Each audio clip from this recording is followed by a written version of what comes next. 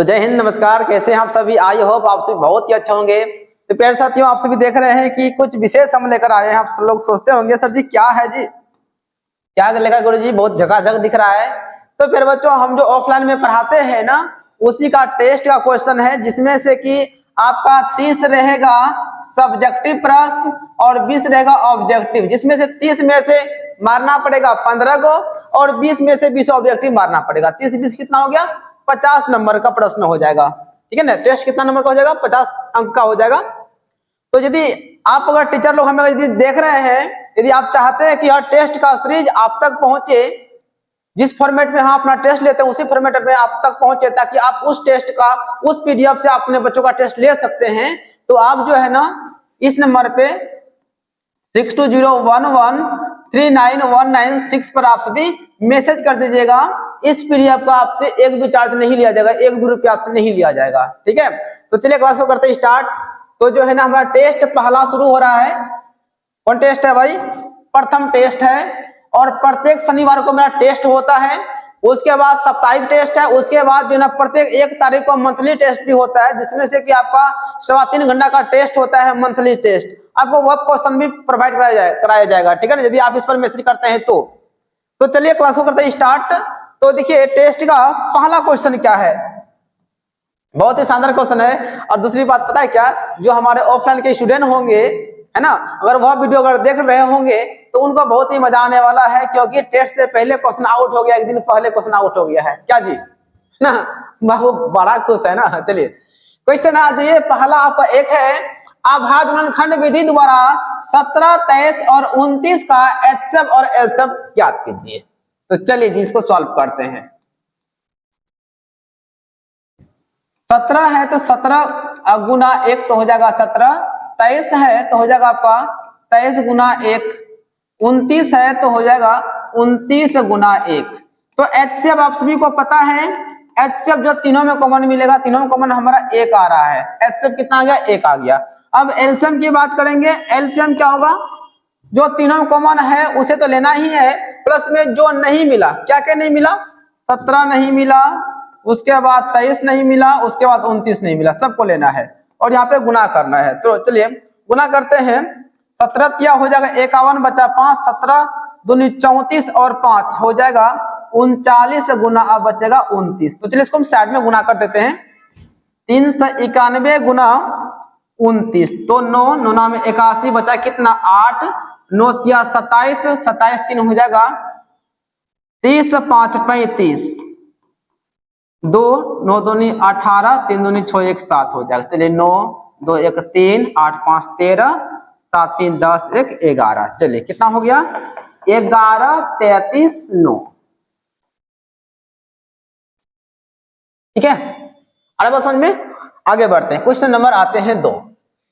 दूसरा सवाल है कि एक द्विघात बहुपद ज्ञात कीजिए। क्या करना है? द्विघात बहुपद ज्ञात करना है, जिनके शून्यंकों का योग तथा गुणनफल क्रमशः 0 और √5 है।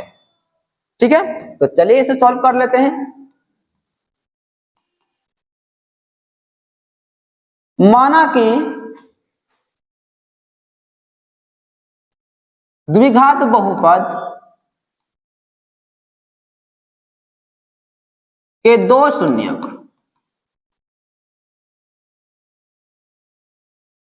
अल्फा तथा बीटा है। क्या मान लिया? अल्फा और बीटा द्विघात बहुपद का 2 शून्यक है। तो दिया गया शून्यंकों का योग, योग का मतलब हो गया अल्फा प्लस बीटा 0 हो जाएगा, और अल्फा इंटू बीटा हो जाएगा √5 हो जाएगा। ठीक है ना?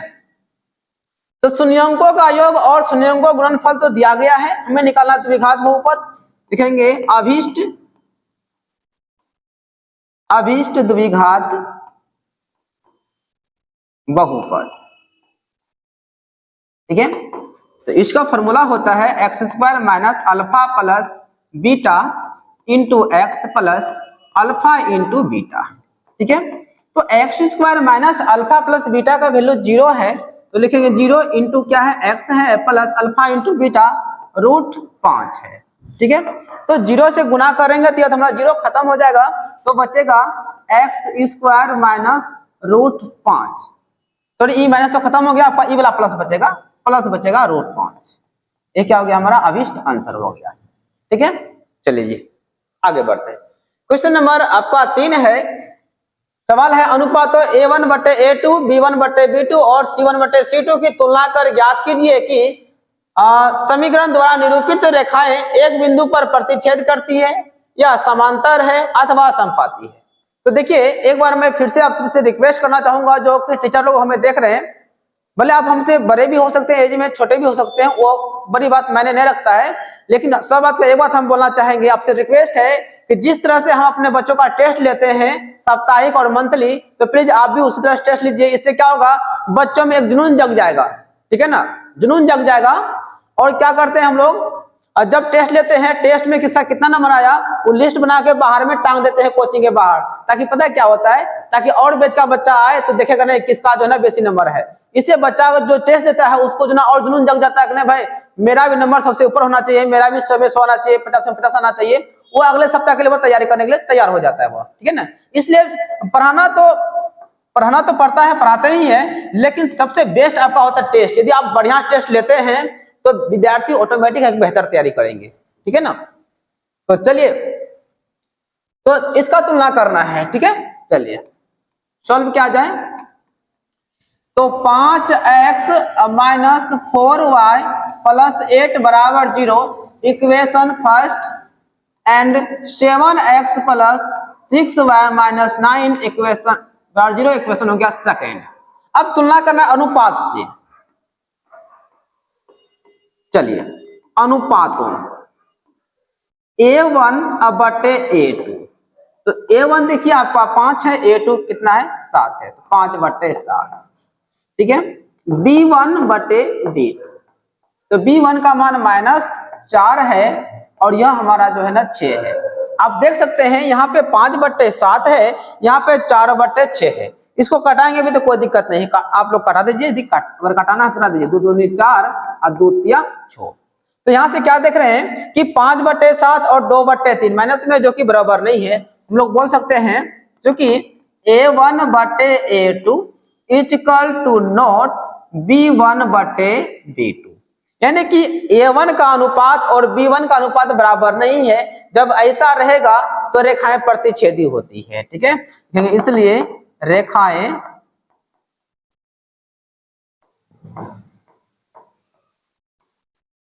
प्रतिच्छेदी है। चलिए ये हमारा क्या हो गया, आंसर हो गया। तो देखिए अभी तो आपका मैथ का हम टेस्ट शुरू किए हैं। आपका साइंस का, सामाजिक विज्ञान का, हिंदी, संस्कृत का और विषय का आपको टेस्ट का सीरीज मिलेगा। तो इसलिए आप सभी जो हम पहले नंबर दिए हैं उस नंबर को जरूर फॉलो कीजिएगा। या मत सोचिएगा कि जो है ना दूसरे का कोचिंग का टेस्ट कैसे लेंगे, यह नहीं सोचिएगा। ठीक है ना, क्योंकि अक्सर कोई लोग सोच भी सकते हैं अगर आपको हर चीज मिल रहा है तो केवल आप जाइएगा बाजार में और 2 रुपया का फोटोकॉपी कराइएगा और वह पैसा आप अपने बच्चों से ही ले सकते हैं। ठीक है ना, चलिए जितना बेहतर टेस्ट होगा उतना बेहतर जो ना बच्चा तैयारी करेगा। चलिए देखिए समीकरण युग्म को प्रतिस्थापन विधि से हल कीजिए। यहाँ हो गया सेल कीजिए, यहाँ होगा आपका हल कीजिए। किस विधि से, प्रतिस्थापन विधि से। चलिए x + y = 14 इक्वेशन फर्स्ट और x - y = 4 इक्वेशन सेकेंड। तो प्रतिस्थापन विधि में क्या करते हैं, समीकरण 1 या 2 से लेते हैं, तो हम 1 से ही लेंगे। समीकरण 1 से, 1 में हमारा है x + y = 14।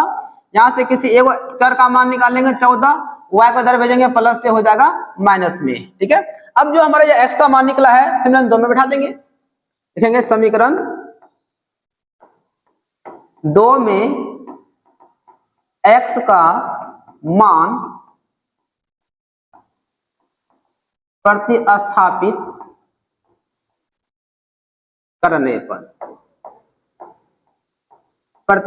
करने पर या आप लिख सकते हैं रखने पर, है ना। तो समीकरण 2 क्या है, 2 हमारा है x - y = 4 है और देखिए x का मान 14 - y है, तो यहाँ x को हटाएंगे, उसका मान लिखेंगे 14 माइनस वाई, इधर हमारा माइनस वाई बराबर 4। तो 14 माइनस वाई हो जाएगा माइनस 2y हो जाएगा, बराबर हो जाएगा 4। तो 14 ऐसा करते हैं, 4 को इधर लाते हैं, प्लस से हो जाएगा माइनस में, ये जो हमारा 2y माइनस में उधर भेज देंगे तो यह हो जाएगा प्लस में 2y। 14 में घटेगा 4 तो हो जाएगा 10, गुना से होगा भाग में, 2 पंचे हो जाएगा 10। तो इसलिए y का वैल्यू कितना आ गया, सॉरी 5 आ गया ना, 2 पंचे 10। तो y का वैल्यू कितना आ गया साथियों, आपका y का वैल्यू आ गया 5। अब क्या करेंगे, यही जो y का मान है आप 1 या 2 किसी में धर सकते हैं, क्योंकि y का मान बिल्कुल क्लियर निकल चुका है। जब x या y का मान किसी एक का मान यदि क्लियर निकल जाए तो आप समीकरण 1 में या 2 किसी में धर सकते हैं, ठीक है। तो क्या करेंगे, अब इसी मान को समीकरण धरते हैं 1 या 2 में, धरते हैं समीकरण 1 में ही। समीकरण 1 में y बराबर 5 रखने पर, ठीक है। समीकरण 1 हमारा है x प्लस वाई बराबर 14। चलिए x प्लस y का वैल्यू 5 है, x बराबर 14 प्लस से आ जाएगा माइनस में 5 आ जाएगा, इसलिए x का वैल्यू हो जाएगा 9, 5 14 9 हो जाएगा, ठीक है। x और y का मान निकल गया, तो लास्ट में क्या लिखेंगे, लास्ट में लिखना है क्या, अतः x बराबर 9 और y बराबर 5। क्या हो गया, हमारा आंसर हो गया, ठीक है। एक बार आप सभी स्क्रीनशॉट ले लीजिए। यदि आप हमारे टेलीग्राम में जुड़े हुए हैं, नीचे आपको लिंक दे देंगे, यदि नहीं जुड़े तो जुड़ जाइएगा। यदि जुड़े हुए हैं तो ये पूरा सॉल्यूशन आपको टेलीग्राम पे मिल जाएगा, बिल्कुल यह सब फ्री सेवा है भाई, कोई रुपया कोई चार्ज नहीं आपसे लिया जा रहा है, बस आपको तैयारी करना है, मेहनत करना है। चलिए जी क्वेश्चन नंबर आ जाइए, क्वेश्चन है 5। यदि अंश में 1 जोड़ दें तथा हर में से 1 घटा दें तो भिन्न 1 में बदल जाती है, और यदि हर में 1 जोड़ दें तो 1/2 हो जाती है, तो वह भिन्न क्या है, वह भिन्न हो जाएगा। थोड़ा बच्चा सब टाइपिंग क्या है ना, थोड़ा मिस्टेक कर दे, तो वह भिन्न क्या है। तो चलिए क्या करते हैं, मान लेते हैं।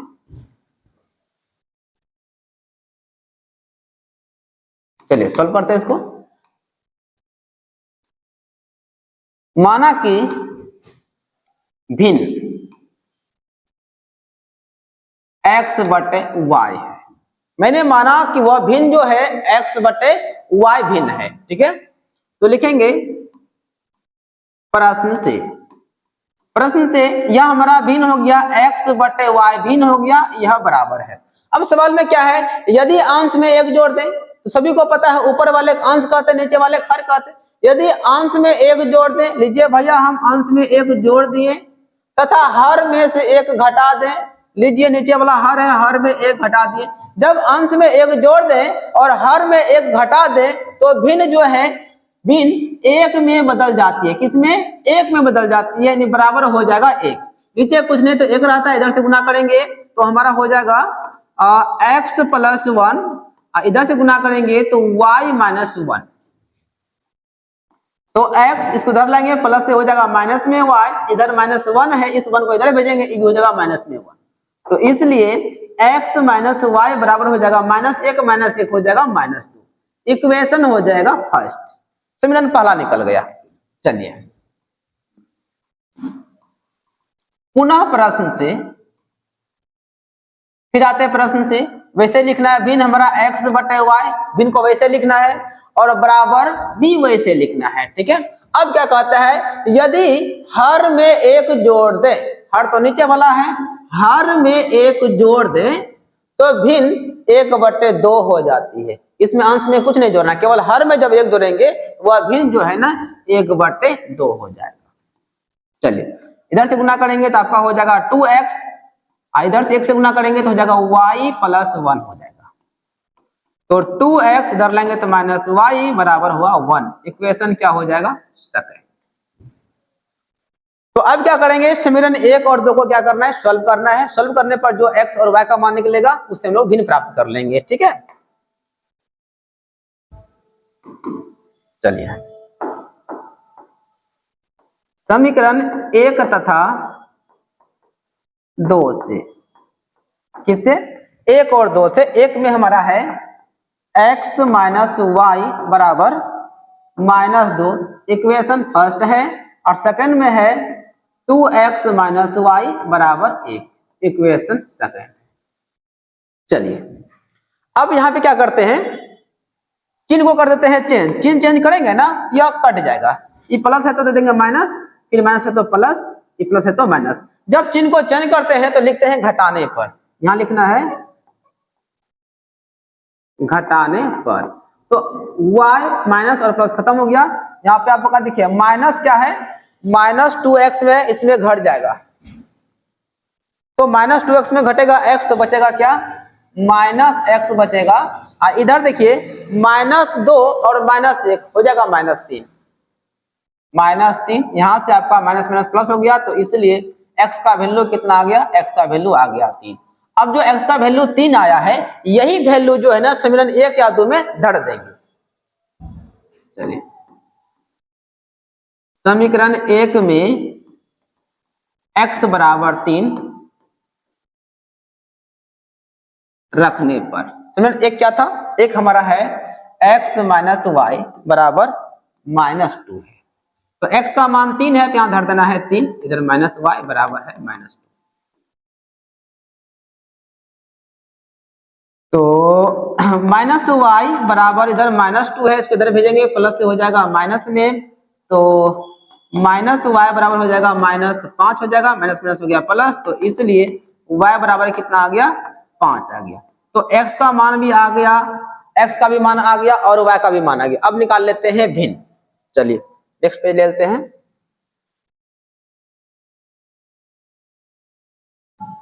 चलिए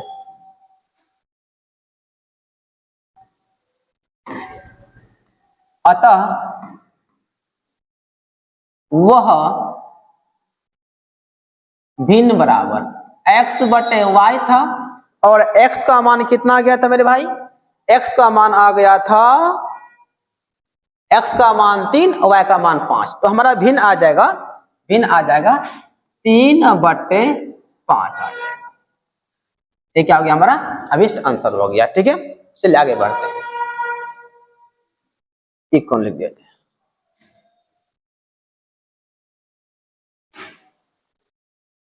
पूरी चीज का काम है। चलिए तो अब आगे बढ़ते हैं। सवाल हमारा देखिए क्वेश्चन नंबर 6 है कि ऋतु धारा के अनुकूल 2 घंटे में 20 किलोमीटर तैर सकती है और धारा के प्रतिकूल 2 घंटे में 4 किलोमीटर तैर सकती है, तो उसकी स्थिर जल में तैरने की चाल तथा धारा की चाल ज्ञात कीजिए। ठीक है, अब पहले समझिए धारा क्या होता है। अगर पानी इधर से बह रहा है, पानी इधर से बह रहा है, यानी धारा इधर से चल रहा है, और इधर अगर आदमी तैरे तो दोनों का चाल क्या होता है, जुड़ जाता है। यानी कि कहने का मतलब हुआ कोई आदमी है, ठीक है ना, अगर पानी करंट इधर चल रहा है और आदमी भी इधर तैरे, वो फटाक से जल्दी पहुंच जाता है। सर दुगुर बिना खाली हाथ ऐसे छोड़ता है ना, फटाक से चला जाता है, सर के, है ना, मतलब चल जाता है। यदि करंट इधर से चले और व्यक्ति इधर से आए, तब उधर से चढ़ने में थोड़ा मुश्किल होता है, क्योंकि इधर से करंट खेलता है। कहने मतलब हुआ जब धारा के अनुकूल जाएगा, यानी इधर से पानी जाएगा, करंट जाएगा, उधर चलेगा, तो दोनों का व्यक्ति का चाल और धारा का चाल आपस में जुड़ जाता है और स्पीड पकड़ लेता है, जल्दी पहुंच जाता है। लेकिन जब धारा इधर से बहे, करंट इधर से चले और व्यक्ति उधर से आए, तो व्यक्ति को चढ़ने मुश्किल होता है, क्योंकि धारा इधर से उसको धक्का लगाता है। अर्थात धारा के अनुकूल चाल जुड़ जाता है और धारा के प्रतिकूल, प्रतिकूल मतलब उल्टा, जब उल्टा आते हैं तो चाल क्या होता है, घट जाता है। ठीक है, चलिए तो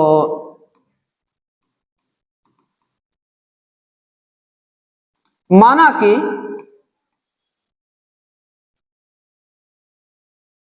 स्थिर जल में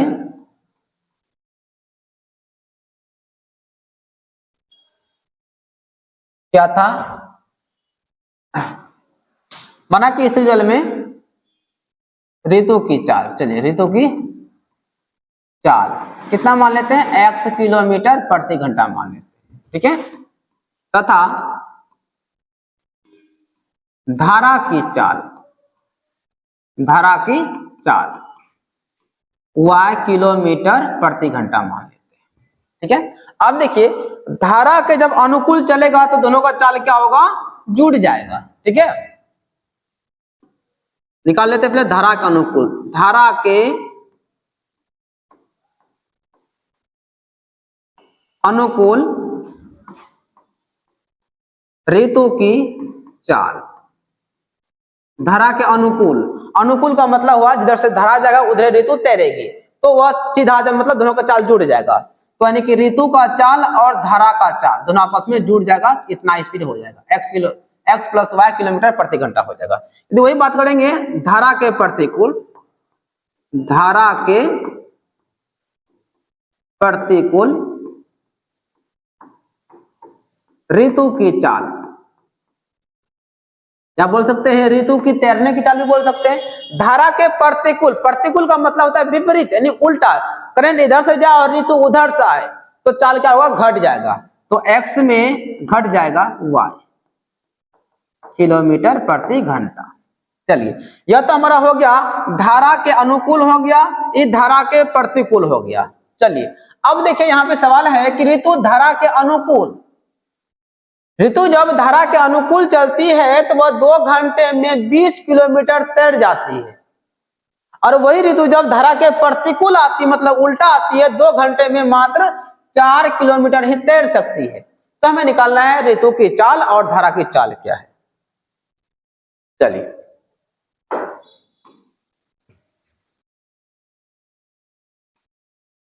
धारा की दिशा में, या दिशा बोले या फिर अनुकूल बोले कोई दिक्कत नहीं है। देखिए ऋतु धारा के अनुकूल इतना तैर सकती है, चलिए यही बात लिख देते हैं हम यहाँ पे।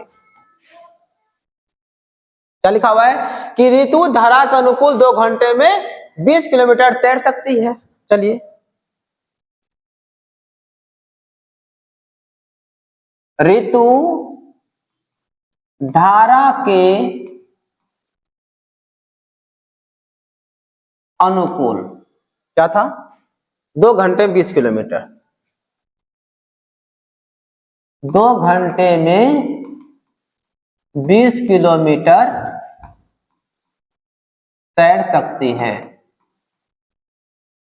तो इसलिए समय बराबर क्या होगा, समय बराबर होता है दूरी बटे चाल होता है। देखिए ऋतु धारा के अनुकूल 2 घंटे में 20 किलोमीटर तैर सकती है, तो देखते हैं ऋतु को समय कितना लगता है, समय कितना लग रहा है 2 घंटा, यानी समय बराबर क्या होता है दूरी बटे चाल होता है।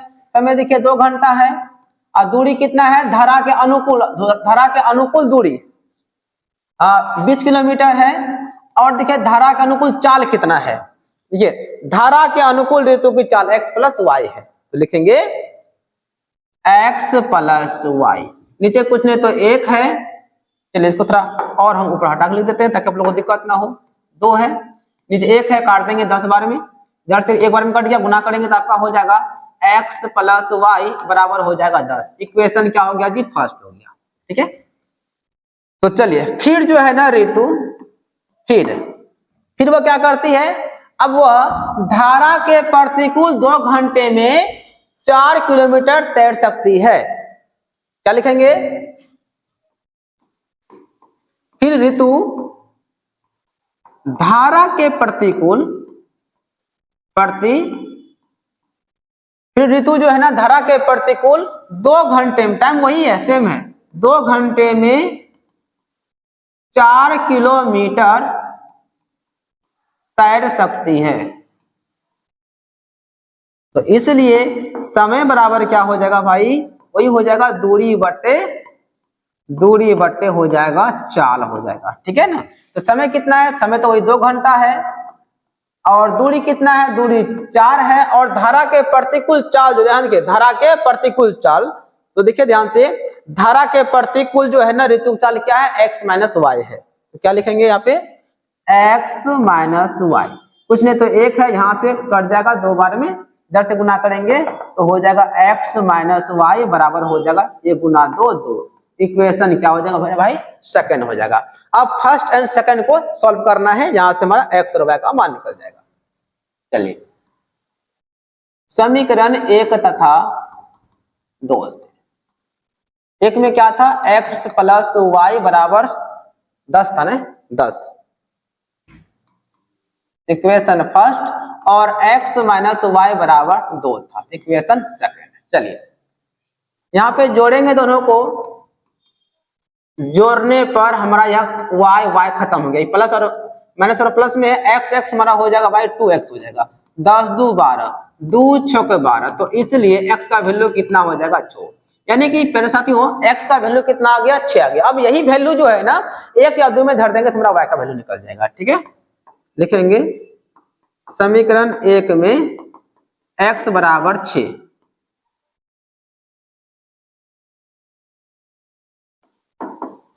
x बराबर 6 रखने पर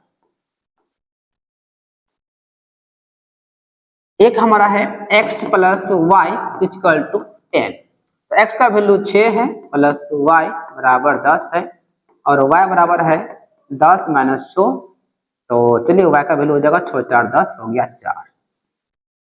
लास्ट में लिख देना है अतः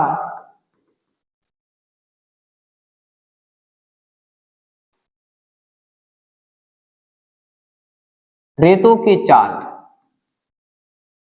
रेतों की चाल कितना था, देखिए x माने थे, स्थिर जल में रेतों की चाल x किलोमीटर प्रति घंटा था, रेतों की चाल x किलोमीटर प्रति घंटा, तो x का वैल्यू कितना आ गया 6, हो जाएगा 6 किलोमीटर प्रति घंटा, तथा धारा की चाल, धारा की चाल मैंने माना था y किलोमीटर प्रति घंटा, और y का मान कितना आ गया दोस्त 4 आ गया, तो लिख देंगे 4 किलोमीटर प्रति घंटा। This is answer. ऐसा में थोड़ा लंबा है लेकिन भारी नहीं है, यहां समझिएगा x y मान लिए धारा का अनुकूल दोनों जुटेगा, धारा के प्रतिकूल क्या होगा घटेगा, उसके बाद जो स्टेप किताब में लिखा हुआ उसी का फॉलो करना है, इसको याद रखना है, इसमें बराबर दूरी बटे चाल होता है। ठीक है, चलिए जी आप लोग बहुत समझदार हैं, आगे बढ़ते हैं। सवाल नंबर 7 है कि दो क्रमागत धनात्मक पूर्णांकों का गुणनफल 306 है, हमें पूर्णांकों को ज्ञात करना है, तो द्विघात समीकरणों के रूप में निरूपित कीजिए। चलिए दो क्रमागत धनात्मक पूर्णांक, चलिए मान लेते हैं, माना कि दो क्रमागत धनात्मक पूर्णांक x तथा x प्लस 1 है। ठीक है ना, देखिए अगर हम पूर्णांक को निकालेंगे 1 2 3 4 है ना, एक के बाद 2 2 के बाद 3, सब में एक जुटा हुआ है ना, यदि पहला पूर्णांक हमारा x होता है, दूसरा क्या होगा x प्लस 1 होगा, तीसरा क्या होगा x प्लस 3 होगा, यानी कि सब में एक जुट के चले जाएगा।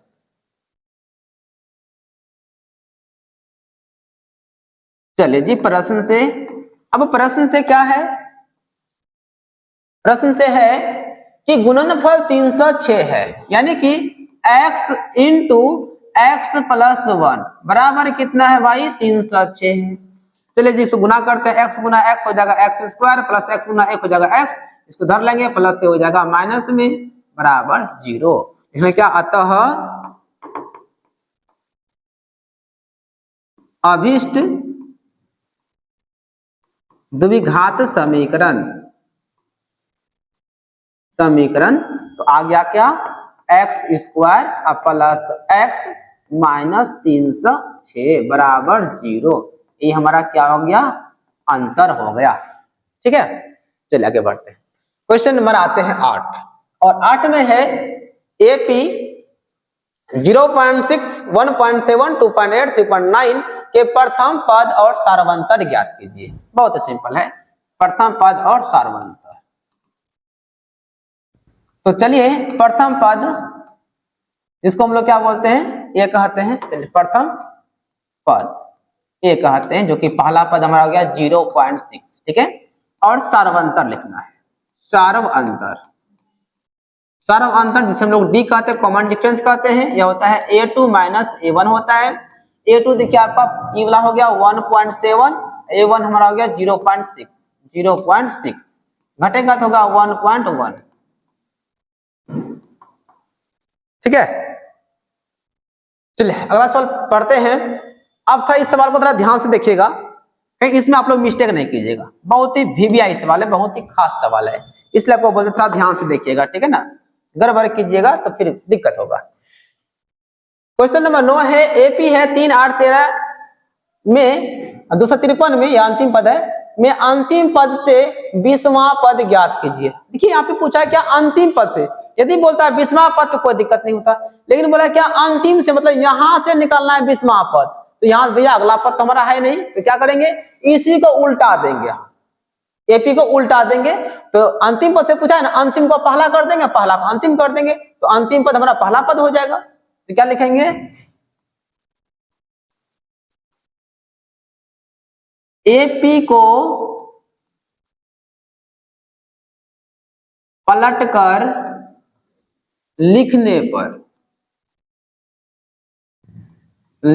पर पलट देंगे, सीधा ऐसे पलट जाएगा, यानी कि जो पीछे में है 253 वो आगे आ जाएगा, उसके बाद आपका 13 हो जाएगा, उसके बाद 8 हो जाएगा, उसके बाद 3 हो जाएगा, यानी जो आगे वाला है, जो पीछे वाला है वो आगे हो जाएगा, जो आगे वाला सबसे पीछे चला जाएगा, क्योंकि अंतिम पद से पूछा है ना, क्योंकि अंतिम पद के बाद हमारा कोई तो पद है नहीं, और कोई पद नहीं है तभी हमको इसको उल्टाना पड़ा, ठीक है ना। इसका और एक प्रोसेस भी है। अब देखिए पहला पद इसमें कौन हो गया, तो 253 हो गया पहला पद, और सर्वांतर क्या हो जाएगा, दो पदों का अंतर, तो इसी में घटा दीजिए, 8 में घट जाएगा 13, तो हो जाएगा क्या, -5 हो जाएगा, 8, 5, 13 हो जाएगा, ठीक है ना। अब निकाल लेते हैं 20वां पद, क्या लिखेंगे, अंतिम पद से 20वां पद। तो आप सभी को पता है कि हम एपी को पलट दिए हैं, तो 20वां पद का सूत्र होता है a20, यानी कि a + 19d। तो a का मान कितना हो गया जी, 253 हो गया, अब प्लस 19 गुने d का मान -5 है, राइट। 253 प्लस और माइनस हो जाएगा माइनस, 19 × 5 = 95, 19 × 5 = 95 हो जाएगा, घटेगा तो 13 में गया 5 तो हो जाएगा 8, 14 में गया 9 तो हो जाएगा 5, यहाँ 1, यानी कि आंसर हो जाएगा 158 हो जाएगा, ठीक है। यह प्रोसेस बहुत ही सिंपल, खाली इसको उल्टा दीजिए, बकवास जो गाती वो सब बनेगा। अगला क्वेश्चन आते हैं नंबर 10 है, किसी एपी का 17वां पद उसके 10वें पद से 7 अधिक है, तो इसका सर्वांतर ज्ञात कीजिए। चलिए गजब सवाल है। माना कि एपी का प्रथम पद ए और सर्वांतर जो है, सर्वांतर वो हमारा क्या है, डी है। ये नहीं भी लिखेंगे तो चलेगा, अगर लिख देते हैं थोड़ा करना बेस्ट लगता है, ठीक है ना। तो प्रश्न से क्या कहा गया है, थोड़ा ध्यान से समझिएगा मेरे भाई। प्रश्न से क्या कहा गया है, प्रश्न से कहा गया है कि 17वां पद उसके 10वें पद से 7 अधिक है। इसका मतलब हुआ कि 17वां पद को A17 बोलते हैं और 10वां पद को A10 कहते हैं। तो 17वां और 10वां पद का जो अंतर है वह कितना है, 7 है, ठीक है ना। देखिए 17वां पद 10वें पद से 7 अधिक है, इसका मतलब हुआ 17वां पद और 10वां पद का डिफरेंस दिया गया है 7। 17वां पद को लिखते हैं a + 16d लिखा जाता है, ठीक है ना। यहाँ पे लगाना पड़ेगा ब्रैकेट, क्योंकि माइनस बहुत खराब होता है। 10वां पद को a + 9d लिखा जाता है, बराबर 7 है। a + 16d प्लस माइनस हो जाएगा माइनस, प्लस माइनस 9d हो जाएगा बराबर 7। चलिए जी एकदम ध्यान देखिएगा आपका। देखिए ए प्लस में है, ई माइनस में है, घट गया, और 16 में घटेगा 9, यानी 16d में घटेगा 9d, तो कितना बचेगा 7d, बराबर कितना है 7, 7 एकम 7। तो इसलिए डी का वैल्यू कितना आ गया मेरे भाई, 1 आ गया। ये तो पूछ रहा था कि डी का मान क्या होगा, हो गया 1। चलिए जाके बढ़ते हैं। क्वेश्चन नंबर 11 है, निर्धारित कीजिए कि क्या बिंदु इतना इतना संरेखी है।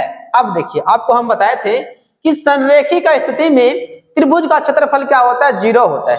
यदि ये तीनों शीर्षों से त्रिभुज बनाएंगे, यदि त्रिभुज का क्षेत्रफल, यदि इसका हम त्रिभुज के हिसाब से लेकर चलेंगे, यदि इसका क्षेत्रफल अगर 0 आ गया तो संरेखी होगा, नहीं तो नहीं होगा। ठीक है, तो ऐसा करते हैं, एक प्यारा सा त्रिभुज का निर्माण कर लेते हैं।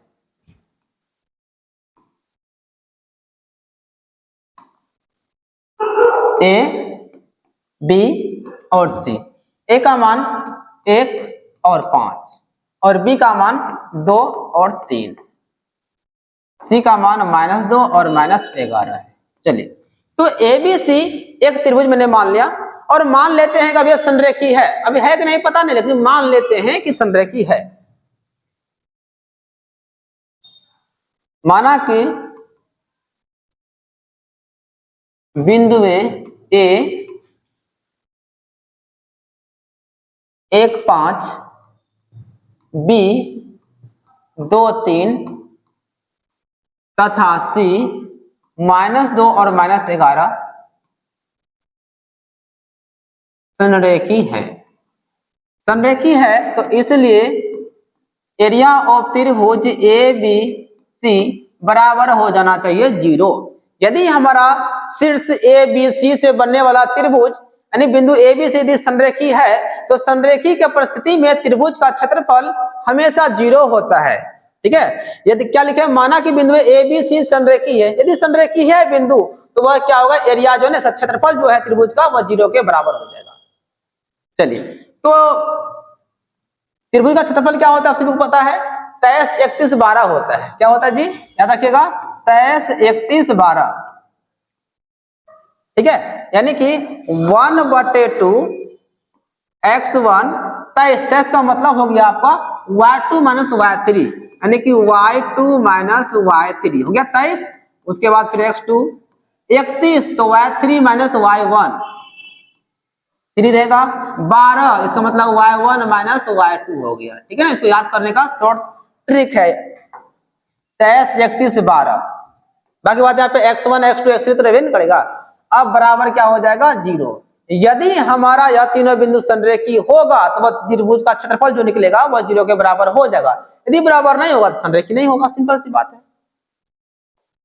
चलिए, 1/2 x1, तो देखिए ये x1 x2 x3, फिर यह y1 ये y2 यह हो जाएगा y3।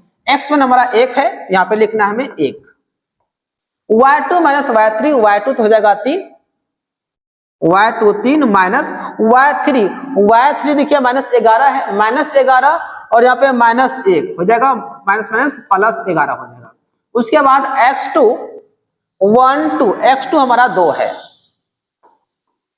y3 - y1, y3 तो -11 है, और y1 कितना भाई 5 है, x3 तो -2 आ गया, और y1 5 माइनस y2 हो जाएगा 3, बराबर हो जाएगा 0। यहाँ पे थोड़ा ई वाला ब्रैकेट लगा देते हैं, क्योंकि यहाँ पे डबल चिन्ह आ गया। 1/2, तो देखिए 11 3 14, 14 गुना 1 हो जाएगा 14। ठीक है, अब देखिए आपका -11 और -5 हो जाएगा -16 गुना 2, प्लस माइनस हो जाएगा -16 गुना 2, 16 दूनी हो जाएगा 32। 3 में घटेगा, 5 में घटेगा 3, तो बचेगा 2, प्लस में, अब प्लस माइनस हो जाएगा माइनस, और यहाँ पे देखिए 3 में घटा 5 में घटा 3 हुआ 2, और 2 गुना 2 हो जाएगा 4, बराबर क्या है 0।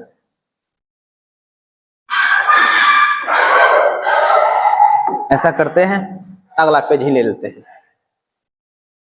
तो 1/2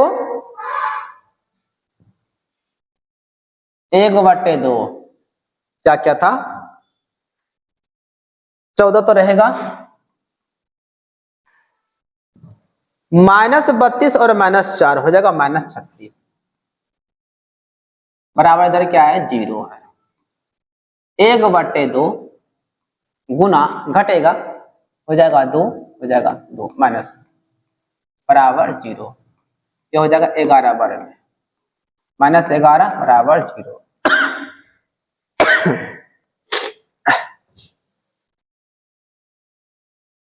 देखिए त्रिभुज का क्षेत्रफल जो है -11 आ गया, तो हमेशा प्लस में ही लिया जाता है, तो बोल सकते हैं 11 बराबर 0। यानी क्षेत्रफल को अगर भले माइनस में आ जाएगा अलग बात है, लेकिन उसको प्लस में लिखा जाता है।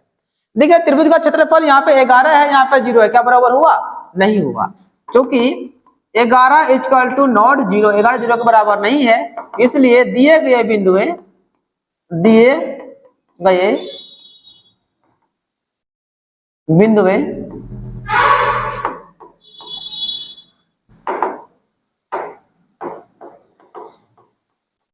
संरेखी नहीं है।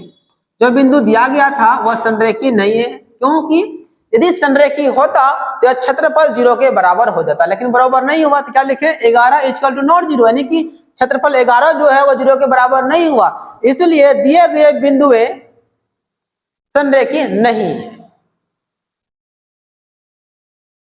चलिए अब आगे आते हैं, क्वेश्चन नंबर है 12, बहुत अच्छा है। क्या क्या लिखा है? उसकी बंदूक, अरे भाई उस बिंदु, क्या क्या बता लेती है, उस बिंदु के निर्देशांक ज्ञात कीजिए जो बिंदु इतना इतना और इतना, यानी इसको और इसको मिलाने वाले रेखाखंड को 2 और 3 के अनुपात में विभाजित करता है। अच्छा चलिए भैया देखिए, कोई हमारा एक बिंदु यहाँ पे ए ले लिए, एक बिंदु यहाँ पे बी है, इसका नियामक दिया गया -1 और 7, और इसका नियामक दिया गया है 4 और -3। मान लिया जाए यहाँ पे कोई बिंदु, मान लिया जाए सी है, चलिए सी क्या, चलिए पी लेते हैं, प्राय पी ही मानते हैं, अच्छा रहता है। पी है जो कि इसको एक्स और वाई, बिंदु P जो है इसका निर्देशांक x और y है, और यह बिंदु P जो है इसको m1 अनुपात m2 यानी कि कितना दिया, 2:3 में विभाजित कर रहा है। तो हमें निकालना है बिंदु P का निर्देशांक क्या होगा, यानी कि P में x और y का मान क्या होगा।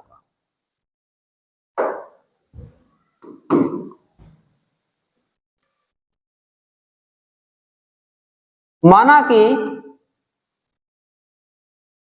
बिंदुए P x और y,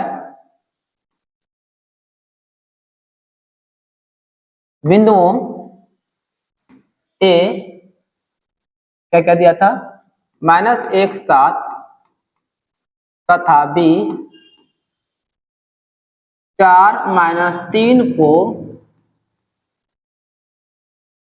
m1 अनुपात m2 यानी कि 2:3 के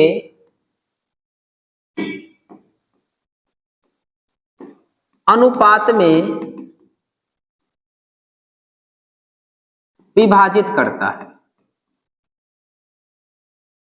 इसलिए विभाजन बिंदु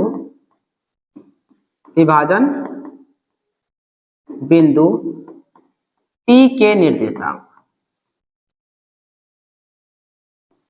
किसका, P का, तो विभाजन बिंदु P का निर्देशांक, तो विभाजन सूत्र होता है, यह हमारा होता है x1 तो m2 प्लस x2 तो m1 बटे m1 प्लस m2, ठीक है।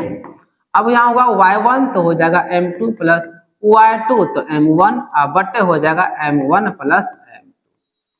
चलिए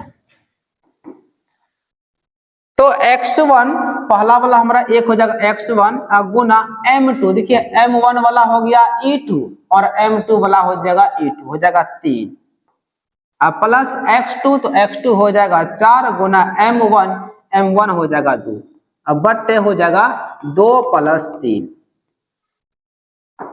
y1 तो हो जाएगा 7 गुना m2 तो m2 हो जाएगा 3 प्लस y2 हो जाएगा -3 गुना m1 हो जाएगा 2,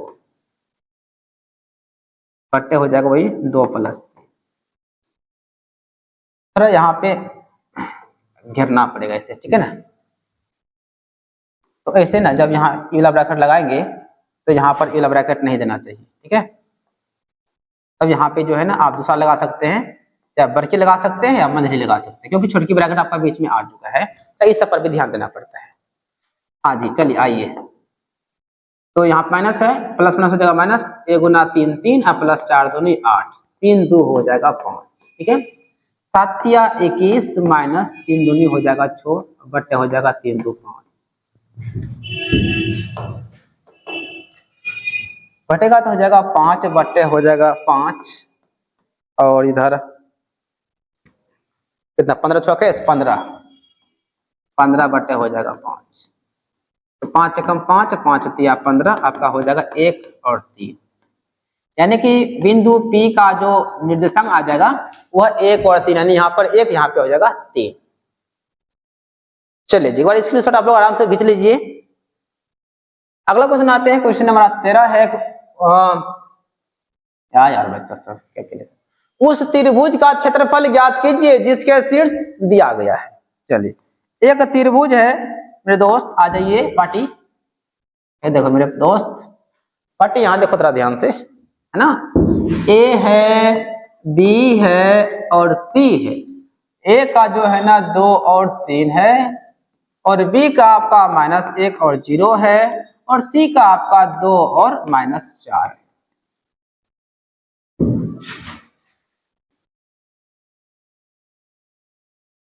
माना कि ए,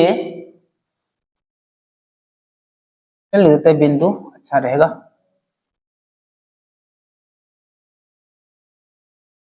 बिंदु ए क्या क्या है, 2 और 3, बी -1 0 तथा सी 2 और -4 किसी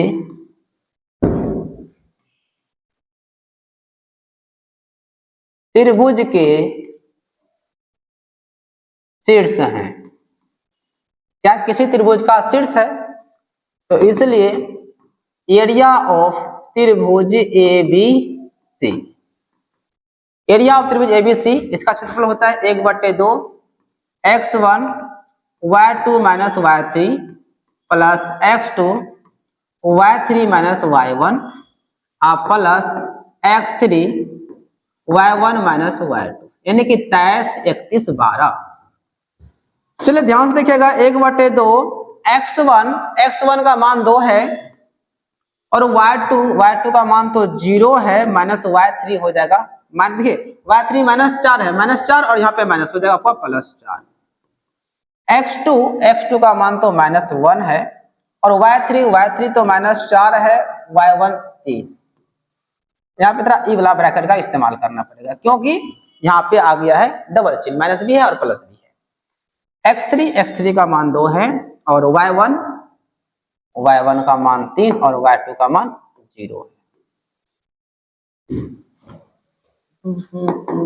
1/2 4 2 नहीं हो जाएगा 8, देखिए -3 -4 हो जाएगा -7, और -7 गुना 1 हो जाएगा +7, तो प्लस प्लस हो जाएगा प्लस ही, 0 घटाइए, 3 2 तिया हो जाएगा 6, 1/2 गुना, देखिए 8 और 7 15, 15 6 हो जाएगा 21, यानी कि आपका हो जाएगा 21/2 वर्ग मीटर, सॉरी मीटर नहीं है, वर्ग इकाई हो जाएगा, क्योंकि यहाँ पे कोई मात्रा तो नहीं दिया हुआ है, वर्ग इकाई। ये हमारा क्या हो जाएगा, आंसर हो जाएगा। अरे बात समझ में। चलिए जी, क्वेश्चन नंबर अब आते हैं 14, और 14 में है, यदि कोण ए और कोण बी न्यून कोण हो जहां कोस ए बराबर कोस बी, तो दिखाइए कि कोण ए बराबर कोण बी है। देखिए न्यून कोण कौन कौन दिया गया है, या राइट एंगल ट्रायंगल बनाना पड़ेगा।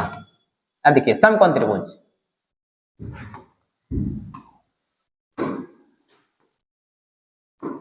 तो बोला गया क्या, कोण ए और कोण बी न्यून कोण है, यानी कहने मतलब हुआ ए यहां होगा तो बी यहां होगा, अगर बी यहां होगा तो ए यहां होगा, लेकिन वह न्यून कोण होगा। बच गया सी, सी यहां होगा क्योंकि भैया सी हमारा क्या है, समकोण है। समकोण के ठीक सामने वाला क्या होता है, कर्ण होता है। नीचे वाला हो जाएगा आधार, और ई वाला जो होता है मेरे भाई वो होता है लंब। चलिए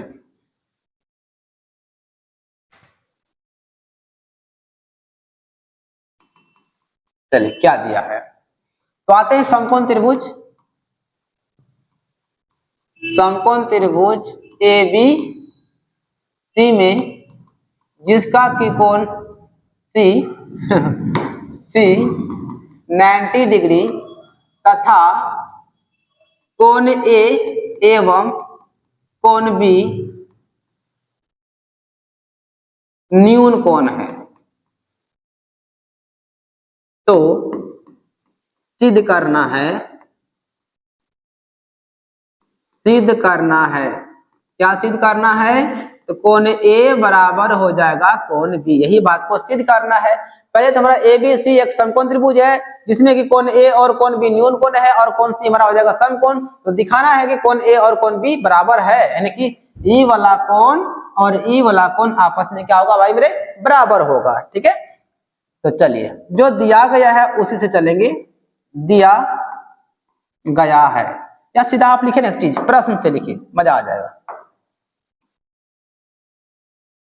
प्रश्न से देखिए, प्रश्न से दिया गया है, क्या दिया गया प्रश्न से, देखिए प्रश्न में दिया गया है कोस ए बराबर दिया गया है कोस बी, यह तो प्रश्न में दिया गया है।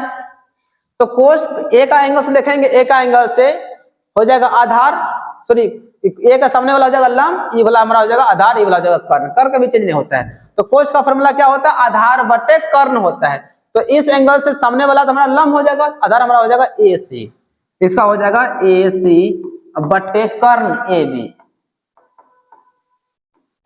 कोस का फिर वही इसका हो जाएगा आधार बटे कर्ण होगा, लेकिन बी का एंगल से, बी का एंगल से ई वाला हो जाएगा लंब, तो नीचे वाला हो जाएगा आधार, हो जाएगा आपका बी सी आधार बटे कर्ण, कर्ण हमारा हो जाएगा ए बी।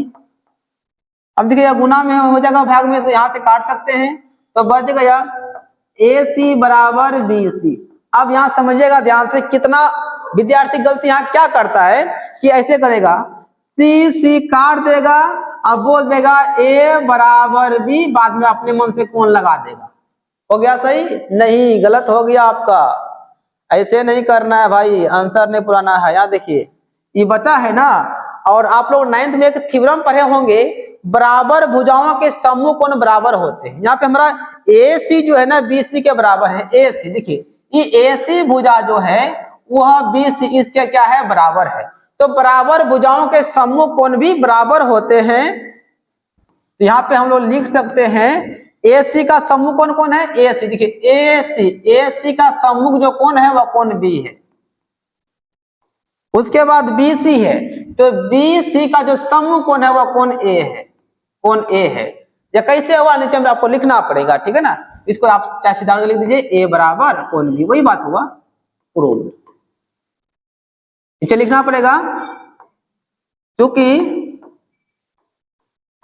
बराबर भुजाओं के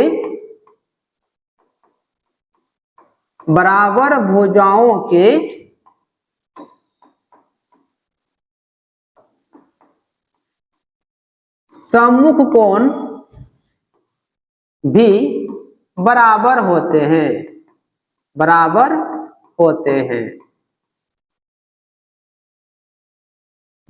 आया बात समझ में? तब प्रूफ नीचे लिखिए, नीचे लिखिए, विग्रह हो जाएगा ना।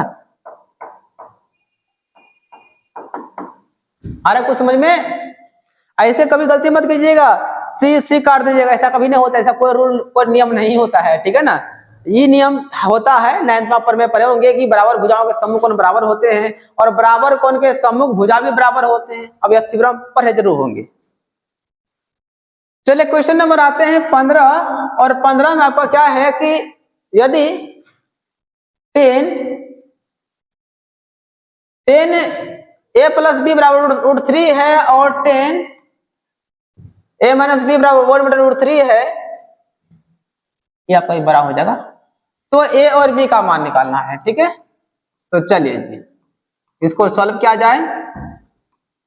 तो दिया गया है, क्या दिया गया है? दिया गया है tan a प्लस b बराबर दिया गया है √3। तो ध्यान दीजिएगा tan a प्लस b बराबर, देखिए tan के रिस्पेक्ट में अगर आप देखते हैं तो यह tan कितना का मान है? tan 60 का मान है। इसको हम लिख सकते हैं tan 60 डिग्री।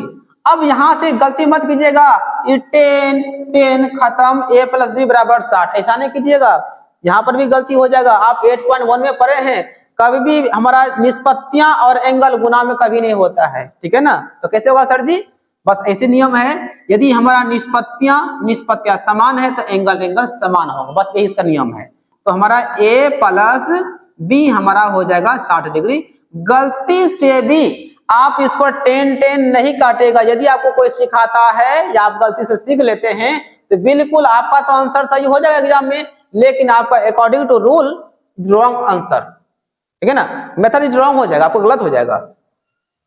चलिए और दिया गया है, और क्या दिया हुआ है? दिया हुआ है tan a माइनस बी बराबर 1/√3, यह दिया गया है। चलिए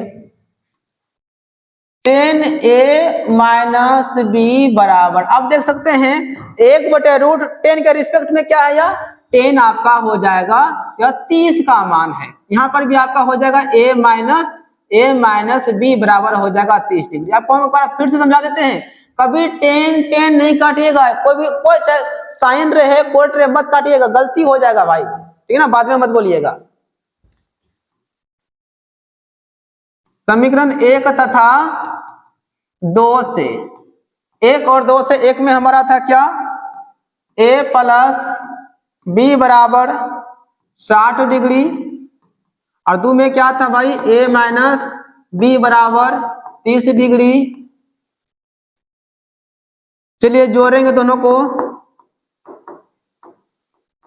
जोड़ने पर b घट गया, a आपका हो जाएगा 2a बराबर 60 हो जाएगा 90, काटेंगे तो आपका हो जाएगा 45। तो a का जो वैल्यू हो जाएगा वो हो जाएगा 45 डिग्री। अब यही a का मान धर देंगे समीकरण 1 या 2 में, तो हमारा b का मान निकल जाएगा। चलिए फ्रॉम फर्स्ट, एक में क्या था?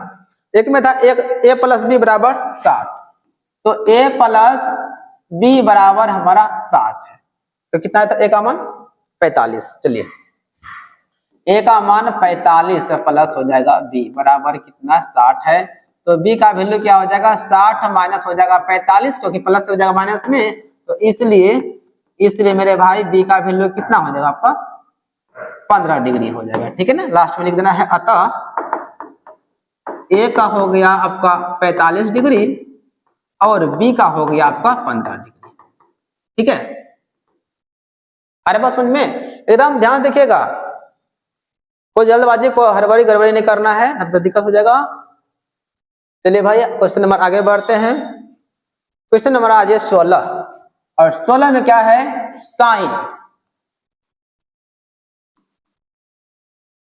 साइन 60 डिग्री और कोस 30 डिग्री, आप प्लस है sine 30 degree into cos 60 degree है, ठीक है। तो साइन 60 का मान होता है √3/2 इंटू कोस 30 का मान होता है √3/2, और प्लस साइन 30 का मान 1/2 और कोस 60 का मान भी 1/2 ही होता है। ऊपर से गुना करेंगे 3 हो जाएगा, 2 दूनी 4 प्लस 1 का गुना 1 1, 2 गुना 2 4 हो जाएगा, 3 1 हो जाएगा 4, है ना, 3 1 हो जाएगा 4, 4 1 4, तो अपन का आंसर कितना हो जाएगा मेरे भाई? आपका हो जाएगा आंसर 1 हो जाएगा। क्या हो जाएगा? 1। चला आगे क्वेश्चन नंबर आ जाइए आपको 17 है। 17 में यदि tan a बराबर कोट b, तो सिद्ध कीजिए कि a प्लस बी बराबर 90 डिग्री होता है। चलिए तो सिंपल सवाल है, दिया है कि tan a बराबर कोट b, दिया गया है। तो देखिए थोड़ा ध्यान से, चलिए आप क्या चीज को आप इक्वेशन फर्स्ट कह दीजिए, क्या बोल देंगे इक्वेशन फर्स्ट। 10a 10 को लिख सकते हैं कोट 90 माइनस ए। अब कैसे यह हुआ सर जी? हाँ देखिए 10 का उल्टा क्या हो जाएगा, कोट का उल्टा क्या हो जाएगा 10, 90 माइनस थीटा क्या हो जाएगा, थीटा हो जाएगा, यानी कोट का हो गया 10, थीटा का मान ई वाला हो जाएगा, यानी 10a को हम कोट 90 माइनस ए लिख सकते हैं। इसको बोल देंगे इक्वेशन सेकंड। अब देखिए एक और में देखिए यहाँ पे 10 10 है, फ्रॉम फर्स्ट एंड सेकंड। एक और से क्या देखते हैं, जिस समीकरण में अगर लेफ्ट हैंड बराबर है तो राइट हैंड भी क्या होता है, बराबर होता है। यहाँ देखिए 10 10 बराबर, तो हमारा कोट कोट भी होगा बराबर, तो बोले क्या कोट भी बराबर हो जाएगा कोट 90 माइनस ए। अब यहां से कोट कोट काटिएगा मत, आपका निष्पत्तियां समान तो एंगल भी क्या होगा, समान होगा, तो b बराबर क्या हो जाएगा 90 माइनस ए। यदि a को इधर लाएंगे तो आपका माइनस से हो जाएगा प्लस में, a प्लस b बराबर हो जाएगा 90 डिग्री। यही क्या हो गया, प्रूव्ड हो गया। क्या हो गया मेरे भाई, प्रूव्ड हो गया, यानी सिद्ध हो गया, सत्यापित हो गया। क्वेश्चन 18 है, साइन 67 प्लस कोस 75 को 0 और 45 के बीच के सभी त्रिकोणमितीय अनुपात के रूप में व्यक्त कीजिए।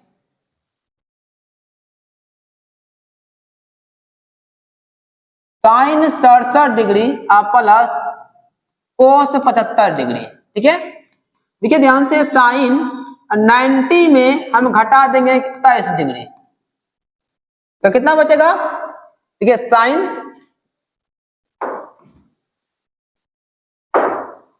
90 में कितना घटा देंगे, 23 घटा देंगे, थोड़ा छोटा लिखा गया था इसलिए बड़ा लिखे मिटा के।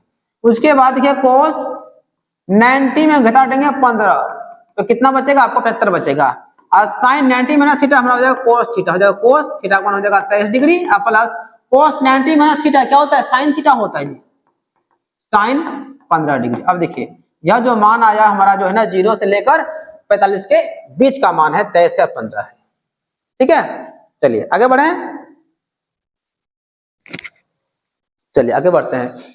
सवाल आ जाइए आपका 19 से। 19 में क्या है, कोसेक माइनस कोट का होल स्क्वायर है, तो इतना सिद्ध करना है, सिद्ध करना है मेरे भाई। चलिए LHS cosec theta minus cot theta का क्या है, होल स्क्वायर है।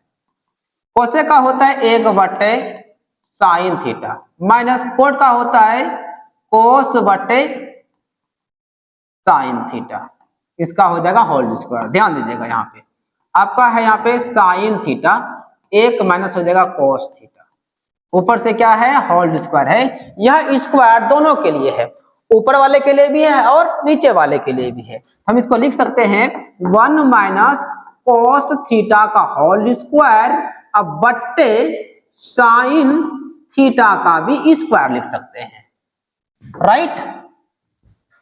ऊपर में हमारा है 1 माइनस कोस थीटा का होल स्क्वायर है, अब बट्टे देखिए साइन स्क्वायर थीटा का जो फॉर्मूला होता है, यानी कि साइन स्क्वायर थीटा बराबर होता है 1 माइनस कोस स्क्वायर थीटा होता है, ठीक है। इसको क्या लिखेंगे 1 माइनस कोस स्क्वायर थीटा लिखेंगे, ठीक है। 1 माइनस कोस थीटा का होल स्क्वायर है, अब बट यहाँ देखिए यदि हम एक पर स्क्वायर कर दे तो कोई फर्क नहीं पड़ेगा, क्योंकि एक का स्क्वायर एक ही होता है, इधर है कोस स्क्वायर थीटा। तो देखिए यहाँ पे हो गया हमारा ए स्क्वायर माइनस बी स्क्वायर। तो ध्यान दीजिएगा कि ए स्क्वायर माइनस बी स्क्वायर बराबर होता है ए प्लस बी इंटू ए माइनस बी होता है, ठीक है।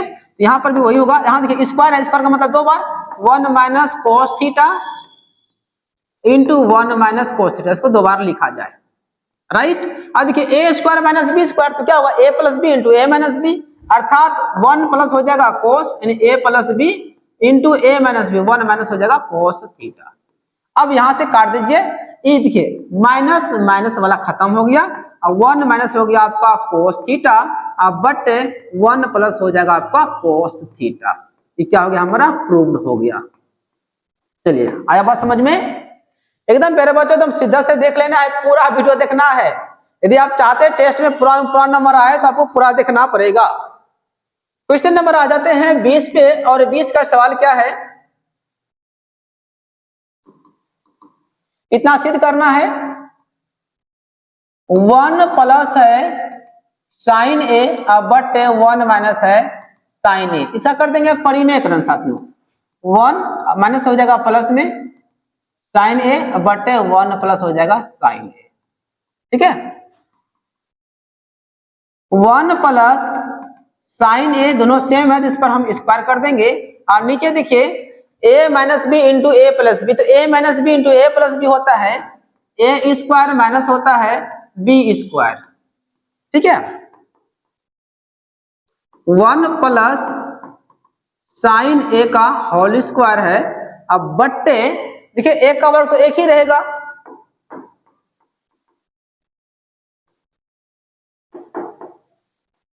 तो 1 प्लस साइन ए का होल स्क्वायर है, अब बट्टे 1 माइनस साइन स्क्वायर बराबर होता है कॉस स्क्वायर।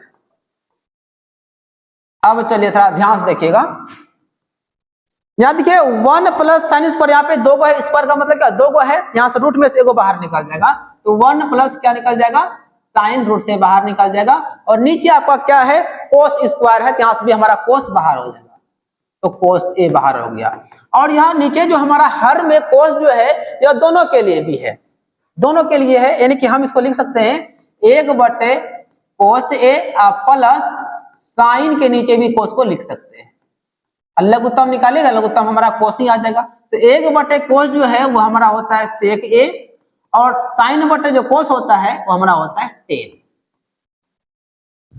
प्रूफ से यही करना था, सेक ए प्लस टेन ए, जो कि हमारा प्रूफ हो चुका है।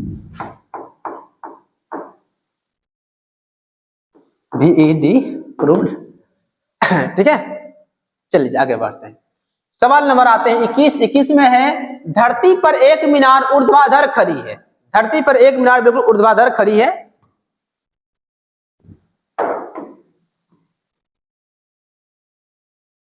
मान लिया जाए कि हमारा A और B कोई मीनार है, A B कोई मीनार है जो धरती पर ऊर्ध्वाधर खड़ी है, जो मीनार के पाद बिंदु से 15 मीटर की दूरी पर है। मान लिया जाए कि C हमारा कोई पाद बिंदु है और इसका जो दूरी है वो है आपका 15 मीटर है। शिखर का उन्नयन कोण 60 डिग्री बनता है, यानी मीनार के पाद से जहाँ जो दूरी है, यहाँ पे C जो बिंदु है, यहाँ पे कोण कितना बनता है भाई 60 डिग्री बनता है। तो मीनार की ऊंचाई ज्ञात कीजिए। मैंने मान लिया कि मीनार की ऊंचाई जो है ना h मीटर है। ठीक है, माना कि मीनार की ऊंचाई ऊंचाई जो है h मीटर है, और पाद बिंदु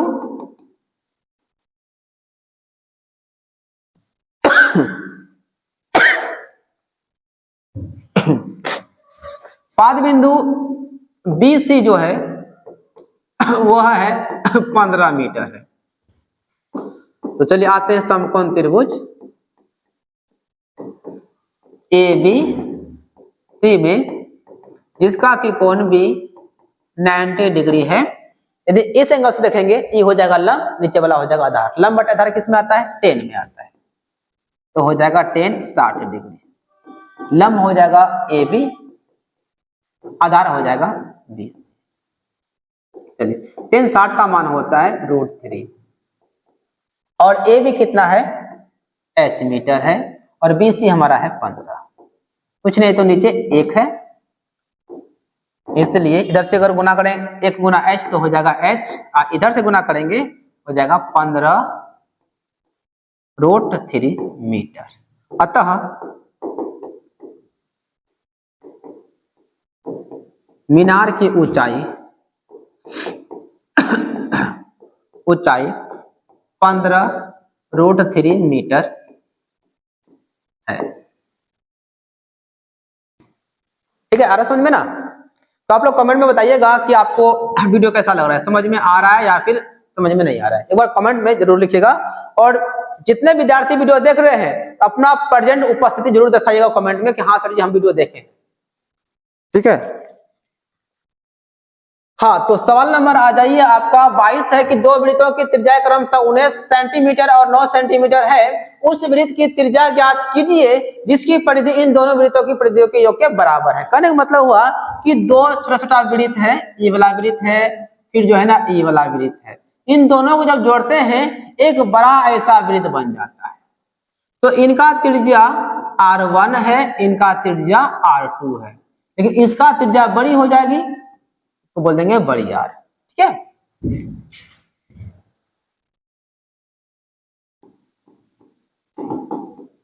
चलिए दिया गया है R1 जो है पहला त्रिज्या 19 सेंटीमीटर है और R2 जो दूसरा त्रिज्या है वह 9 सेंटीमीटर है। तो मान लेते हैं कि बड़े वृत्त की त्रिज्या, माना कि बड़े वृत्त की त्रिज्या बड़ी आर है। मैंने मान लिया कि बड़े वृत्त की त्रिज्या है वह बड़ी आर है। तो आते हैं प्रश्न से। प्रश्न से क्या है कि इन दोनों छोटे वृत्त की परिधि का योग जो है ना बड़े वाले वृत्त के परिधि के बराबर है। प्रश्न से 2 पाई R1 प्लस 2 पाई R2 यानी कि दो छोटे वृत्त के परिधियों का योग जो है एक बड़े वाले वृत्त के परिधि के बराबर होता है, यानी कि 2 पाई बड़ी आर। ठीक है ना, परिधि ही ना पूछा है, हाँ परिधि पूछा गया है। तो दोनों छोटे वृत्त का परिधि का योग जो है ना बड़े वाले वृत्त के परिधि के बराबर होता है। इसमें कॉमन क्या आ जाएगा, कॉमन आ गया 2 और पाई, बचा गया R1 अब बच गया R2, इधर 2 पाई R, 2 पाई 2 पाई खत्म। R1 का मान तो 19 है प्लस R2 कितना है 9 है बराबर R है। तो इसलिए R बराबर क्या हो जाएगा 19 और 9 हो जाएगा 28 सेंटीमीटर लिखेंगे क्या लास्ट में। अतः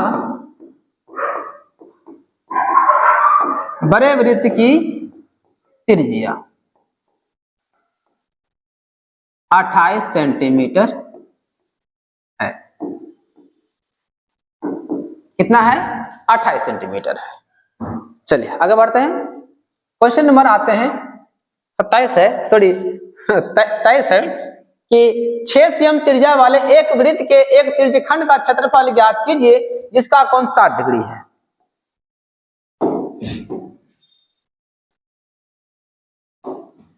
ई केंद्र हो गया, ई जो है त्रिज्यखंड हो गया, इसका जो कोण है 60 डिग्री है और त्रिज्या दिया गया 6 सेंटीमीटर।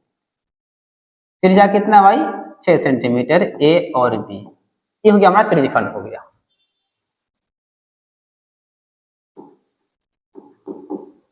दिया गया है, क्या दिया गया है, त्रिज्या दिया गया है 6 सेंटीमीटर और जो थीटा का मान है वह दिया गया है 60 डिग्री। तो निकाल लेते हैं क्या,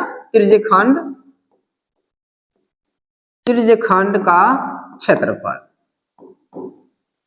यह होता है थीटा बटे 360 पाई आर स्क्वायर। ठीक है, थीटा का मान हो गया 60 बटे 360, पाई का मान 22 बटे 7 और आर स्क्वायर, आर का मान 6 है, इसको दो बार लिख देंगे क्योंकि स्क्वायर है। तो 6 एकम 6 छाके 36 हो गया। ठीक है, फिर यहाँ से 6 खत्म हो गया, बच गया कितना, बच गया 22 गुना 6 अब बट्टे बच गया 7, 22 6 के 132 बटे 7 सेंटीमीटर स्क्वायर हो गया आंसर। ठीक है, चलिए आगे बढ़ते हैं। सवाल नंबर आते हैं 24। एक वृत्त के चतुर्थांश का क्षेत्रफल ज्ञात कीजिए जिसकी परिधि 22 सेंटीमीटर है। कोई वृत्त है, देखिए ध्यान से, और इस वृत्त को जो है ना 4 हिस्सों में बांटा गया है। 4 हिस्सा में से जो एक हिस्सा होता है, प्रत्येक हिस्सा जो होता है इसको बोलते हैं चतुर्थांश कहते हैं। चलिए इसी को बोलते हैं ए और बी। ये जो हुआ ना प्रत्येक हिस्सा चतुर्थांश हुआ, चलिए हम इसी को निकाल लेते हैं, चतुर्थांश हमारा हुआ।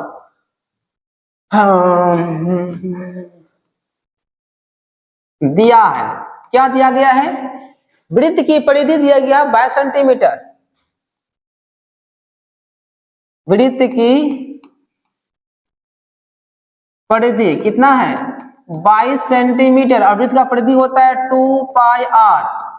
22 काटेंगे तो 11 बार में, पाई का मान 22/7 और आर का मान तो कुछ नहीं, आ रहा है 11। तो आर बराबर क्या हो जाएगा, 11 इधर भेजेंगे तो 7 ऊपर चल जाएगा, 22 आ जाएगा नीचे, 11 दूनी हो जाएगा 22। तो इसलिए त्रिज्या कितना हो जाएगा, 7 हो जाएगा 2 सेंटीमीटर। अब त्रिज्या निकल गया, निकाल सकते चतुर्थांश का क्षेत्रफल। अब चतुर्थांश का क्षेत्रफल, ठीक है, यह होता है 1/4 पाई आर स्क्वायर। 1/4 पाई का मान 22/7 और आर स्क्वायर, आर का मान 7/2, 7/2 गुना 7/2, 7 से 7 खत्म, 11 बार में। चलिए तो कितना बच गया, 11 गुना 7 हो जाएगा 77 हो जाएगा, बटे 4 दूनी हो जाएगा 8 सेंटीमीटर स्क्वायर। ये हो गया, आंसर हो गया, ठीक है। चलिए आगे बढ़ते हैं। सवाल नंबर 25 है, एक घड़ी की मिनट की सुई जिसकी लंबाई 14 सेंटीमीटर है, इस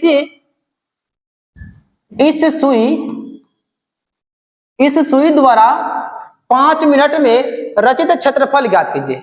5 मिनट में कितना क्षेत्रफल बनाएगा, देखिए ध्यान से। यह मान लीजिए कोई घड़ी है,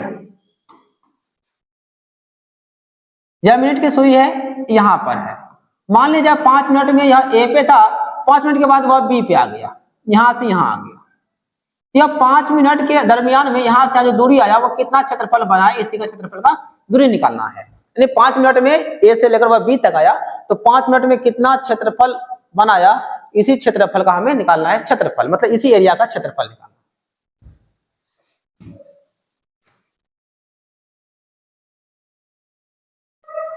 चलिए दिया गया है, दिया गया है घड़ी के मिनट की सुई की लंबाई, सुई की लंबाई 14 सेंटीमीटर, इसलिए त्रिज्या कितना हो जाएगा, त्रिज्या भी हो जाएगा 14 सेंटीमीटर। और ध्यान दीजिएगा, मिनट की सुई 1 मिनट में 6 डिग्री का कोण बनाती है, ठीक है ना। चूंकि 1 मिनट बराबर कितना डिग्री, 6 डिग्री, तो इसलिए मिनट की सुई जो है ना 5 मिनट में क्षेत्रफल बनाया है, तो इसलिए 5 मिनट में कितना डिग्री वह कोण बना लेता है, 5 मिनट बराबर हो जाएगा 6 गुना 5, तो 6 पंचे हो जाएगा 30 डिग्री, यानी कि थीटा का मान कितना हो जाएगा, 30 डिग्री हो जाएगा, ठीक है। तो मिनट की सुई जो है ना 5 मिनट में वह 30 डिग्री का कोण बनाती है, तो निकाल लेते हैं 5 मिनट में रचित क्षेत्रफल। तो 5 मिनट में रचित क्षेत्रफल जो होता है वह आपका होता है त्रिज्यखंड का क्षेत्रफल, त्रिज्यखंड का क्षेत्रफल। त्रिज्यखंड का क्षेत्रफल होता है थीटा बटे 360 गुना पाई आर स्क्वायर। चलिए यहाँ लिख सकते हैं, थीटा का मान तो हो गया कितना 60 डिग्री, 30 डिग्री हो गया, बटे 360, पाई का मान 22/7 और आर का मान 14 है, तो 14 गुना हो जाएगा 14।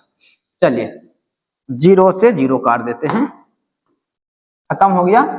3 एकम 3, 3 एकम 3, 3 चौके 12, 7 एकम 7, 7 दूनी 14, 2 एकम 2, 2 चौके 12 और 2 तिया 6 और 2 सती 14 हो गया। तो 22 हो जाएगा 154/3 सेंटीमीटर स्क्वायर। इतना ही क्षेत्रफल वह बनाएगा 5 मिनट में। चलिए आगे बढ़ते हैं, क्वेश्चन नंबर आते हैं 26 है, छायांकित भाग का क्षेत्रफल ज्ञात कीजिए यदि केंद्र O वाले दोनों सेकेंद्रीय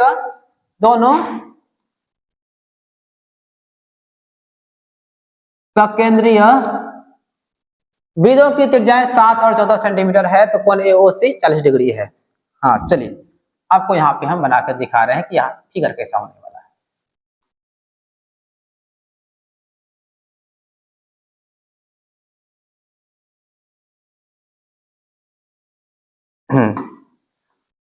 क्या समझिएगा,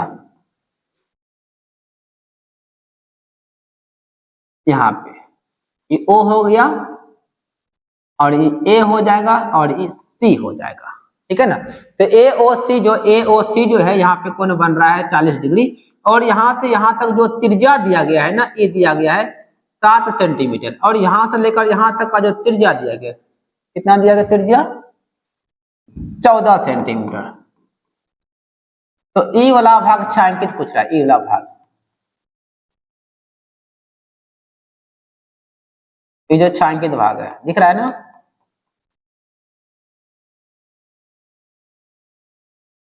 यही भाग निकालना है। तो क्या करेंगे यहां से सी, चलिए इसका नाम देते हैं डी, इसका नाम देते हैं ई, ठीक है ना। क्या करेंगे बड़े वाला त्रिज्यखंड AOC में त्रिज्यखंड EOD को माइनस कर देंगे, यानी कि बड़े त्रिज्यखंड का क्षेत्रफल में छोटे त्रिज्यखंड का क्षेत्रफल को माइनस कर देंगे तो हमारा छायांकित भाग का क्षेत्रफल निकल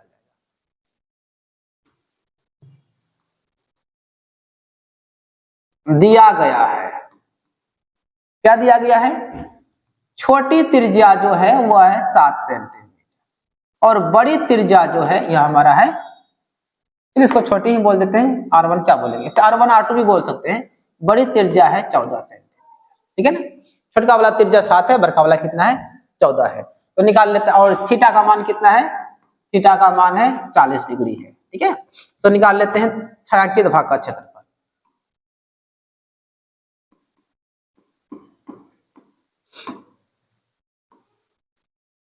छायांकित भाग का क्षेत्रफल क्या लिखेंगे, त्रिज्यखंड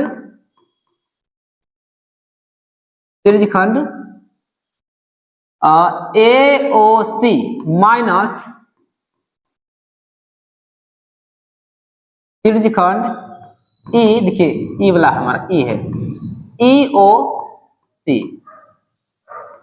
का क्षेत्रफल, यानी कि त्रिज्यखंड AOC का क्षेत्रफल में त्रिज्यखंड EOD का क्षेत्रफल को माइनस कर देंगे, EOD सॉरी यहाँ पे D है, EOD को माइनस कर देंगे, ठीक है। तो थीटा बटे 360 पाई बड़ी R² माइनस थीटा बटे 360 छोटी R², कॉमन क्या आ जाएगा, कॉमन थीटा बटे 360 कॉमन आ जाएगा, पाई भी कॉमन आ जाएगा, बचेगा बड़ी R² माइनस छोटी R² बचेगा, ठीक है। तो चलिए यहाँ पे हटा देते हैं। थीटा का मान तो था 40 डिग्री, 40 बटे 360, पाई का मान 22 बटे 7 और R² का मान 14 था, 14 का स्क्वायर माइनस हो जाएगा 7 का स्क्वायर। चलिए खत्म हो गया, 4 एकम 4, 4 9 में 36 हो जाएगा। तो 22 गुना 9 7 हो जाएगा 63 गुना, चलिए A² प्लस B² तो हो जाएगा A plus B into A minus B, यानी 14 प्लस 7 और 14 माइनस 7, या आप 14 का वर्ग भी कर सकते हैं। चलिए इसको यहाँ पे लिख देते हैं, 22 बटे हो जाएगा 63 गुना 21 गुना हो जाएगा 7, यानी कि 14 7 21 हो जाएगा और 14 घटेगा 7 हो जाएगा 7, तो हो जाएगा कितना 21 से कम 21, 21 या 63, तो 22 7 हो जाएगा 154 बटे 3 सेंटीमीटर स्क्वायर। चलिए 154 बटे 3 हो गया। क्वेश्चन नंबर आते हैं हम लोग 27 पे आते हैं, बहुत अच्छा सवाल है। सवाल है क्या, निम्नलिखित एक मोहल्ले के बच्चों को दैनिक जेब खर्च दर्शाता है, माध्य जेब खर्च 18 है तो लुप्त बारंबारता F का मान ज्ञात कीजिए।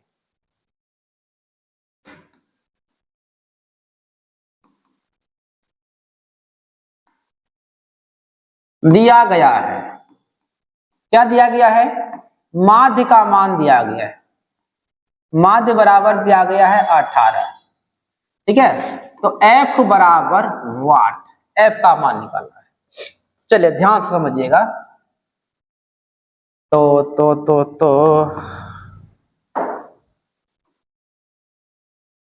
चलिए भैया यहाँ पे बना लेते हैं।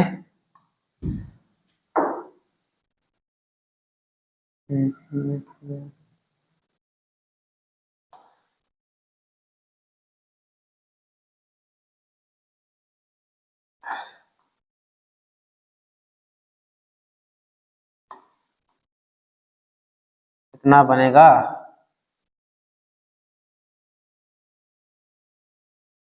चलिए यहाँ तो पहला हमारा हो जाएगा CI, उसके बाद FI, उसके बाद XI, उसके बाद होगा FI इंटू XI हो जाएगा, ठीक है।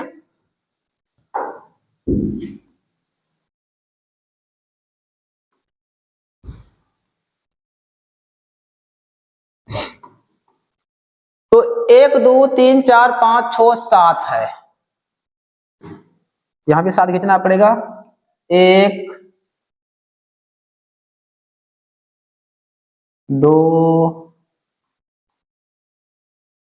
3 4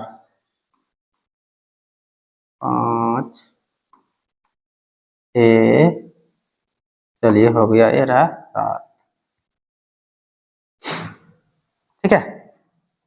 चलिए अब क्या क्या है, 11 से 13 है, 13 से 15 है, 15 2 17, 17 2 19, 19 2 21, 21 2 23, 23 2 25, 7 6 9 13 1 5 और 4। चलिए आप निकाल लेते हैं XI का मान। किसका मान? XI का। तो दोनों को जोड़ेंगे, 3 1 4 1 1 2, भगा देंगे 2 से, हो जाएगा 12। 12 आप देख लीजिए इसमें कितना डिफरेंस चल रहा है। डिफरेंस सब में चल रहा है हमारा 2 का। देखिए 11 2 13, 13 2 15, मतलब 2 का, इसमें जोड़िए 2, 13 12 2 हो गया 14, 12 हो गया, 12 2 14, 14 2 हो जाएगा 16, 16 2 18, 18 2 20, 20 2 22, 22 2 हो जाएगा 24। अब इसको जोड़ते हैं, गुना करते हैं, 12 7 हो जाएगा 84, 14 6 के हो जाएगा 84, 16 नाम 144 हो जाएगा, 18 3 54 बचा 5, 18 5 हो जाएगा 23। तो 20 गुना F हो जाएगा 20F, 22 पंच 110, 24 चौके 96। चलिए यहाँ पे और एक लाइन ले लेते हैं हम लोग।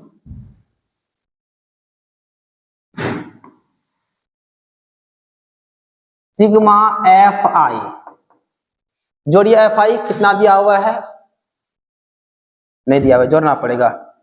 तो F रहेगा आप प्लस में 7 6 13, 13 7 हो जाएगा 20, 20 2 22, 22 3 25, 25 5 30 9 29, बचा 2 2 1 3।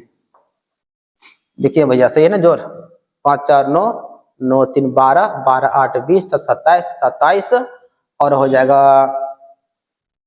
3 30 4 34 हो जाएगा। कि बराबर हो रहा है क्या? 34 की 4 बचा कितना? 3 3 1 4, यहाँ भी गड़बड़ है, यानी कि आपका हो जाएगा 44। चलिए देखते हैं आगे, हो गया। अब चलिए अब इसको जोड़ते हैं, सिग्मा FI इंटू XI को जोड़ते हैं। चलिए हम बाहर में लेंगे, आप लोग बाहर नहीं कीजिएगा, ठीक है ना, हम कितना बिटाएंगे। 20F तो प्लेयर रहेगा प्लस 4 4 8 4 12 4 16, 16 4 20 2 22, बचा कितना? 2 8 2 10, 10 8 18, 18 2 20, 2 22, 22 3 25, 25 1 26 और 26 4 हो जाएगा 30 5 35, बचा 3 3 1 4, 4 2 6 6 1 7, 752। चलिए माध्य बराबर क्या होता है, फॉर्मूला ध्यान दीजिएगा, होता है sigma F I into X I बटे सिग्मा एफ आई। ठीक है, माध्य का मान दिया गया 18 और इसका वैल्यू निकला हुआ है 20 एफ प्लस 752 बटे और सिग्मा एफ आई का मान कितना है एफ प्लस 44। चलिए ऐसा करते हैं, आगे चलते हैं इसको लेकर। जब इधर से नीचे कुछ नहीं तो एक है, इधर से गुना करेंगे तो वही रहेगा 20 एफ प्लस 752 बराबर, जब इधर से गुना करेंगे तो 18 गुना एफ हो जाएगा 18 एफ आप प्लस 18 गुना 44 करेंगे, है ना, 18 गुना 44, 18 चौके 72, 72 7 79 हो जाएगा। 20 एफ इसको इधर भेजेंगे तो हो जाएगा माइनस 18 एफ, 792 है इसको इधर भेज दीजिए, प्लस हो जाएगा माइनस में 752 घटेगा तो हो जाएगा 2 एफ, यहाँ पे आपका हो जाएगा 0, यहाँ पे 4 हो जाएगा। ठीक है ना, काट देंगे तो 20 बार में, तो इसलिए एफ का वैल्यू कितना हो जाएगा मेरे भाई, आपका हो जाएगा 20, ये 20 है। ठीक है, ठीक है, तो ध्यान से देखिएगा सवाल को।